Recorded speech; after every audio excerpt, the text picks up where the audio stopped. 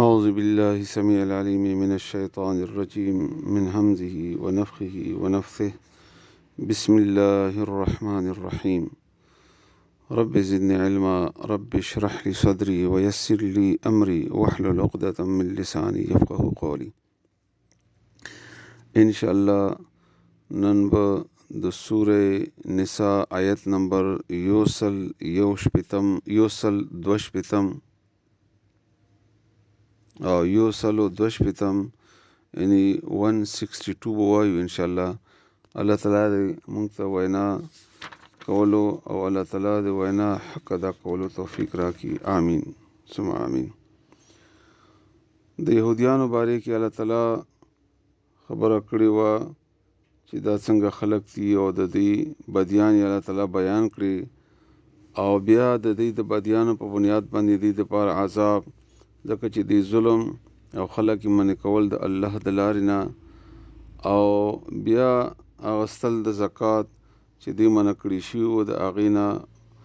او اغستل د سود چې دوی منع کړي شوي وو د هغې نه، او د خلکو مالونه خوړل، او دوی ته الله تعالی دردناک عذاب تیار کړی دی. الله دې موږ تاسو بچ کړي د هغې نه. اوس الله تعالی په همدې یهودیانو کې د هغو خلکو تعریف کوي چې کوم خلکو ایمان راوړی و، او دا هغه خلک وو چې د هغې څه صفتونه الله بیان کړي دي چې کنې ټول یهودان داسې نه وو، اهل کتابو کې هم ښه خلک وو، اوس هم پکې پیدا کېږي ایمان راوړي اوس هم. نو چې ایمان راوړي خو خبره ختمه شوې. نو الله فرمایي چې لکن الراسخون، لیکن مضبوط خلق فی العلم، په علم کې. راسخ وایي پخته ته، مضبوط ته، لکه یو تعمیر دی، د تعمیر دی بنیاد چې کله مضبوط وي، هغه سریا وغیره څنګه چې نن سبا د تعمیرات کیږي، نو د هغه بره نه د اوړېدو راوړېدو د غورځېدو یا د نورو شونو خطره یې کموي. نو چې کله انسان علم مضبوط وي، نو دی بیا په عامو خبرو کیسو او د بې دلیله خبرو یا ړوند تقلید نه کوي، بیا چې هر چا څه خبره وکړو دی بیا مني ورپسې ور رواني، نه تحقیق شته نه تصدیق شته نه خبرې باندې ځان پویول شته، خو بس ملا صاحب ویلي دي او دی روان دی، یا چا چې څه وویلي دا حدیث دی او بس دی ورپسې روان دی. زموږ نن سبا په دې عامو خلکو کې هم همدغه رنګې همدغه بیماري ده چې بس څه ملا صاحب وویلي او به دې وایي صحیح ده، نه تحقیق پکار دی، تصدیق پکار دی، دومره علم کم از کم پکار دی چې سړی په قرآن او په صحیح حدیث باندې پوه شي چې دا خبره تا وکړله دا په حدیثو کې شته که شته نو چېرته دی، راځئ لږې وګورو چې دا تا ځان نه وکړله. همدغه وجه ده چې بس هغوی څه وایي او د خلک یې مني او بس ړانده غوندې ورپسې روان دي. که چیرې دا جذبات زمونږ په دې مسلمانانو کې پیدا وشي او دوی د هرې خبرې تصدیق شروع کړي او قرآن کریم په خپله وینا شروع کړي او قرآن کریم باندې غور او فکر او سوچ شروع کړي، نو سینه بدله نه ده، همغه سینې الله ورکړي دي چې کومې سینې الله تعالی د رسول الله صلی الله علیه وسلم په زمانې کې صحابه کرامو ته ورکړي وي، خو زمونږ ایمانونه هغه درجه نشته، زمونږ مینه هغه نشته، زمونږ دلچسپي هغه نشته، مونږ بس روان یو الله بلا بګردن مولا چې څه مولا وویلې بس هغه پسې روان یو، نه تحقیق شته نه تصدیق شته نه ځان پویول شته. بازار ته چې ځو نو چې یو کیلو ټیپر اخلو نو 20 دوکانونه ورپسې ګورو، دغه چې چېرته خراب شی څوک رانه کړي، خو دین معامله مو ټوله بل چا باندې سپارلې ده چې بس ته پوه شه او کار دې پوه شه او زه خو به تا پسې روان یم لکه ګډه بیزه، او بس چې تا وویلې زه به هغسې کوم. الله وایي دا خلک نه کامیابیږي، بلکې راسخ خلک، پخته خلک چې هغې د خبرې تحقیق او د خبرې بیخ ته ځان رسوي، ځان پوهیږي چې خبره څه ده، اصل څه ده، بنیاد یې څه دی، چېرته نه دی، چا خبره صحیح ده، راځي چې لږ تحقیق. اخر څه ګرانه ده تحقیق کول، نن سبا علم داسې دی الحمدلله آسان شوی دی چې هر سړي په جیب کې پروت دی، موبایل دی او که کمپیوټر دی، هر څه دپاره دغه دی. نو د علم دپاره هم الحمدلله دغه شونه استعمالیږي، اردو کې دی که پښتو کې دی، که هره خبره ډېره اسانۍ سره معلومولی شي سړی چې کله سړی ځان پویول غواړي. نو په دې اهل کتابو کې کم چې مضبوط خلک په علم کې همدغه رنګې تاویلې ماویلې پسې تلونکي نه وو، هر کیسه ګو منونکي نه وو، بلکې علم یې مضبوط و. منهم د دوی نه والمؤمنون او مؤمنان یؤمنون چې هغوی ایمان راوړي، والمؤمنون چې ایمان راوړي، والمؤمنون او مؤمنان یؤمنون چې ایمان لري بما انزل په هغه کتاب باندې چې نازل کړی شوی دی الیک تا طرف ته، یعنی قرآن کریم باندې ایمان راوړي. وما انزل او هغه چې نازل شوي دي من قبل کتا نه وړاندې، یعنی قرآن کریم نه وړاندې نور کتابونه کغه انجیل او تورات او زبور او نور پغې باندې مغه ایمانو. او رسول الله صلی الله علیه وسلم فرمایي چې هغه اهل کتاب چې هغه ایمان پر رسول الله صلی الله علیه وسلم باندې راوړي دي ته 2 اجرونه دي، ځکه چې یو په خپل نبی باندې ایمان او یو پر رسول الله صلی الله علیه وسلم باندې ایمان. نو مخکینی کتابونو باندې ایمان او بیا په قرآن کریم باندې ایمان. والمقیمین الصلاة او پابندی کوونکي دي د مانځه، والمؤتون الزکات او زکات ورکوونکي دي، او والمؤمنون او ایمان راوړونکي دي بالله والیوم الاخر، بالله په الله او په ورځ د آخرت باندې.